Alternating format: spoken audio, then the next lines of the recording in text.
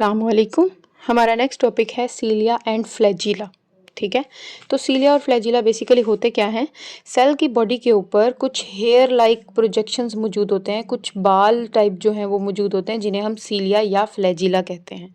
ठीक है, अगर ये बाल जो हैं वो छोटे हैं तो हम इनको सीलिया कह देते हैं, और अगर एक बाल की बात कर रहे हैं तो सीलियम कहेंगे। ठीक है, और अगर ये बाल जो हैं वो लंबे से हैं, बड़ा सा कोई बाल है, तो हम इसको फ्लैजिला कह देते हैं। ठीक है, तो cilia and flagella are thin.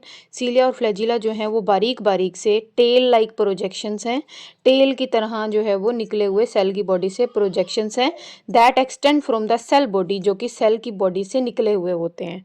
ठीक है, सीलिया और फ्लैजिला पतले पतले टेल की तरह के लंबे लंबे जो है वो दुम की तरह के जो है वो प्रोजेक्शंस हैं, जो कि सेल की बॉडी से एक्सटेंड होते हैं। साइज और नंबर की अगर हम बात करें तो सीलिया जो होते हैं वो शॉर्ट होते हैं और फ्लैजिला जो होते हैं वो लंबे लंबे होते हैं।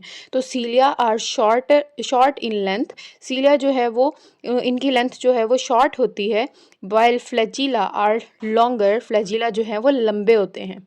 Cilia are numerous in number. Cilia जो है वो पूरे सेल की बॉडी के ऊपर जो है वो बहुत सारे जो है वो बारीक बारीक सेलिया जो है वो मौजूद होते हैं, लेकिन फ्लैजिला जो है वो इतने ज़्यादा मौजूद नहीं होते, ये लेस न्यूमरस होते हैं। ठीक है, तो cilia are short in length and numerous in number. Cilia जो है वो छोटे होते हैं लेंथ में और बहुत सारे होते हैं, और फ्लैजिला आर लॉन्गर। फ्लैजिला जो है वो लंबे होते हैं but less numerous in number, लेकिन कम नंबर में पाए जाते हैं।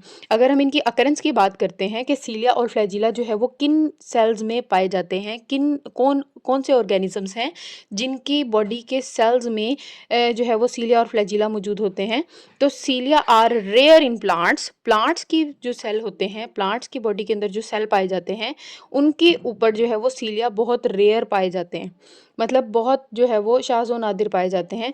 ये नहीं कि हर प्लांट की सेल के ऊपर जो है वो सीलिया वगैरह मौजूद होंगे। ठीक है, उसके अलावा many protozoans poses सीलिया।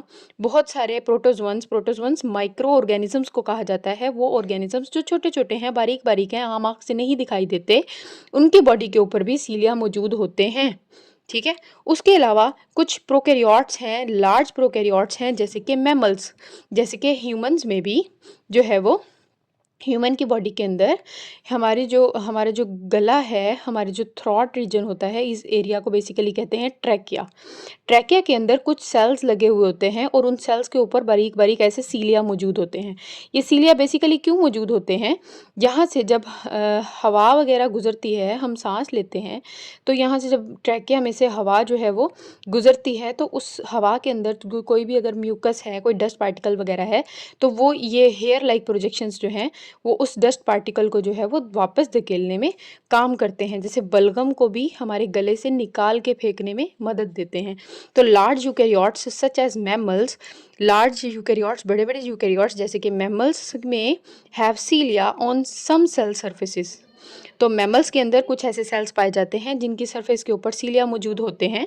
For example, मिसाल के तौर पर इन ह्यूमंस के अंदर cilia are found in lining of trachea. जो गले में ट्रैकिया होती है उसकी जो लाइनिंग होती है, मतलब जो ट्रैकिया है, उस ट्रैकिया की दीवारों में जो है वो ये वाले सेल्स जो हैं वो मौजूद होते हैं, जिनके ऊपर सीलिया मौजूद होते हैं। दे स्वीप म्यूकस, ये क्या करते हैं? म्यूकस को बाहर निकाल के फेंकने में मदद देते हैं, and dirt out of breathing tubes, ताकि हमारी ब्रीथिंग ट्यूब्स जो हैं वो क्या हो जाएं? साफ हो जाएं, हमारे सांस लेने वाली नालियां जो हैं वो क्लियर हों और अच्छे से जो है वो हम ब्रीथिंग अपनी जो है वो कंटिन्यू कर सकें। अगर हम फंक्शन की बात करते हैं कि सीलिया और फ्लैजिला का क्या क्या फंक्शन है, सीलियम मतलब वाहिद एक होगा तो हम इसको सीलियम कहेंगे, लेकिन अगर बहुत सारे हैं तो हम इसको सीलिया कह देते हैं। इसी तरह फ्लैजिला, फ्लैजिला अगर बहुत सारे हैं तो हम फ्लैजिला कहते हैं, लेकिन अगर एक है तो हम उसको फ्लैजिलम कह देते हैं। तो cilium and flagellum are locomotor appendages. Locomotor appendages मतलब ऐसी ऐसी जिस्म से निकले हुए अपेंडेजेस हैं जो कि लोकोमोशन में मदद करती हैं, सेल को मूवमेंट में मदद कर रही होती हैं। दे हेल्प इन लोकोमोशन, ये सेल की लोकोमोशन में क्या करती हैं? हेल्प आउट करती हैं। उसके बाद हम स्ट्रक्चर देखते हैं सीलिया और फ्लैजिला का। अगर हम सीलिया और फ्लैजिला की जो है वो स्ट्रक्चर की बात करते हैं तो ये जो है वो सेल की एक मेम्ब्रेन दिखाई हुई है। जैसे फॉर एग्जांपल ये सेल है, सेल के यहाँ से फॉर एग्जांपल जो है वो फ्लैजिला निकला हुआ है, ठीक है। तो फ्लैजिला निकला हुआ है तो यहाँ पर जो इसके फ्लैजिला को बनाने वाली जो बॉडी है उससे जिससे फ्लैजिला या फिर सीलिया बन के निकलता है, उस बॉडी को बेसिकली हम क्या कहते हैं कि वो क्या है, वो है बेसल बॉडी, ठीक है। तो वो बेसल बॉडी आपको शो करवाई हुई है, उसके ऊपर जो है वो यहाँ पर एक सीलिया या फ्लैजिला दिखाया हुआ है, ठीक है। और उस सीलिया और फ्लैजिला को कट करके हम इस बीच वाले रीजन को ऐसे खोल के देख रहे हैं। फॉर एग्जांपल मैं कहती हूँ कि ये पेन जो है ये फ्लैजिला है और मैं इसको ऐसे बीच में से अगर ऐसे कट कर दूँ और कट करने के बाद हम इसको इसका ये वाला बेसिकली रीजन देख रहे हैं जो कि यहाँ पर बनाया हुआ है, ठीक है। तो ये जो पूरा रीजन है, ये जो पूरा फ्लैजिलम का या फिर सीलिया का रीजन है, इसको पूरे को कहते हैं एक्सोनीमा, ठीक है। इसके बाहर जो है ये मेम्ब्रेन मौजूद होती है, जैसे हमारे सेल के बाहर भी सेल मेम्ब्रेन मौजूद होती है, उसी तरह सीलिया या फ्लैजिला के बाहर भी जो है वो मेम्ब्रेन मौजूद होती है, जिसे हम क्या कहते हैं कि ये क्या है, प्लाज्मा मेम्ब्रेन है, ठीक है। उसके अलावा माइक्रोट्यूब्यूल्स मौजूद होती हैं, दरमियान में 2 माइक्रोट्यूब्यूल्स मौजूद होती हैं और साइडों पे 2-2 माइक्रोट्यूब्यूल्स ऐसे पेयर की फॉर्म में आती हैं। और ये पेयर कितने होते हैं, 1 2 3 4 5 6 7 8 और ये 9, ठीक है। तो ये इस तरह करके 9 पेयर मौजूद होते हैं 2-2 माइक्रोट्यूब्यूल्स के, ठीक है।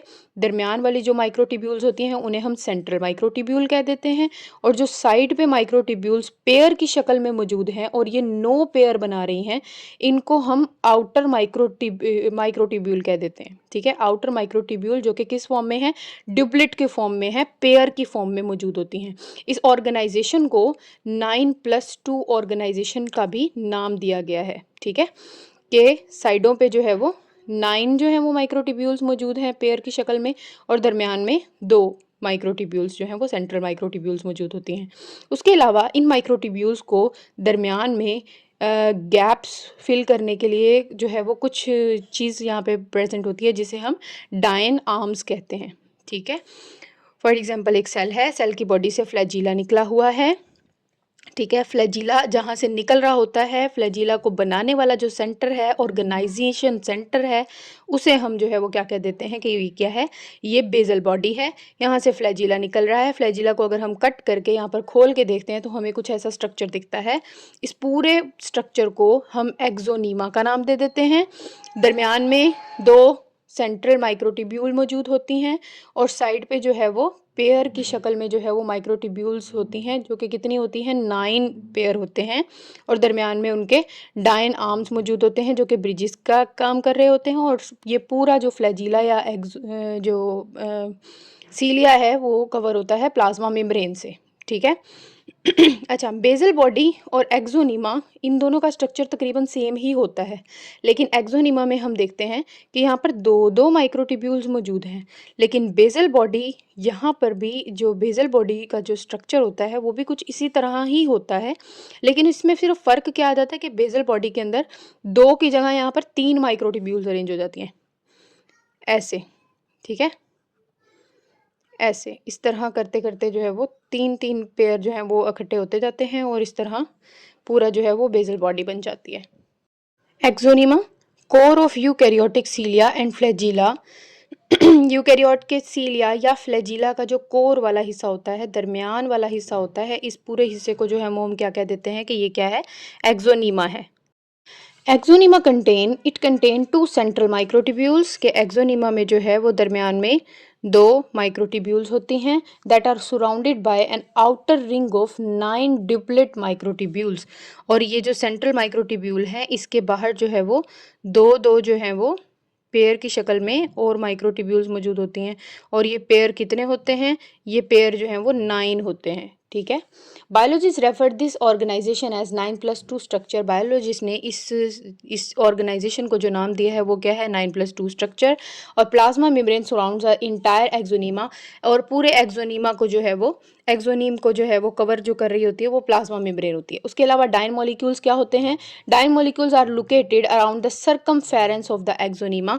सर्कमफेरेंस बेसिकली कहते हैं किसी सर्कल का ये जो बाउंड्री होती है इसको सर्कमफेरेंस कहते हैं। तो बाउंड्री पे इन माइक्रोट्यूब्यूल्स के दरमियान में जो है वो डाइन मॉलिक्यूल्स भी मौजूद होते हैं। Dynein molecules bridges the gap between the adjacent microtubule doublets.